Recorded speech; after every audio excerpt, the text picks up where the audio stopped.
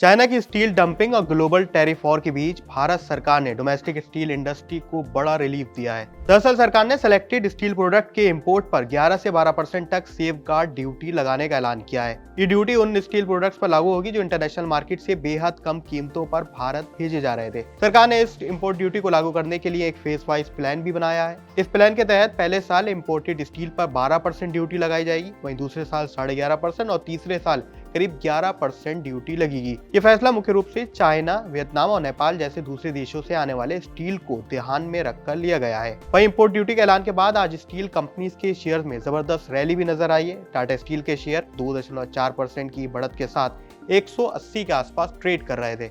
वहीं JSW steel एक और बड़ा प्लेयर है, इसके भी शेयर्स करीब 4.8% की तेजी के साथ 1164 के लेवल पर नजर आए थे।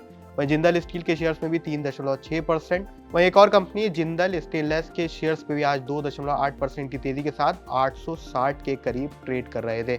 अब जानते हैं कि सरकार ने ये बड़ा फैसला आखिर क्यों लिया है। तो दरअसल डोमेस्टिक स्टील सेक्टर को सस्ते चाइनीज स्टील से सिक्योर करने के लिए बड़ा फैसला लिया गया है। अभी तक डोमेस्टिक प्रोड्यूसर को न केवल सस्ते चाइनीज प्रोडक्ट से नुकसान पहुंच रहा था, बल्कि फ्यूचर के लिए भी बड़ा खतरा पैदा हो रहा था।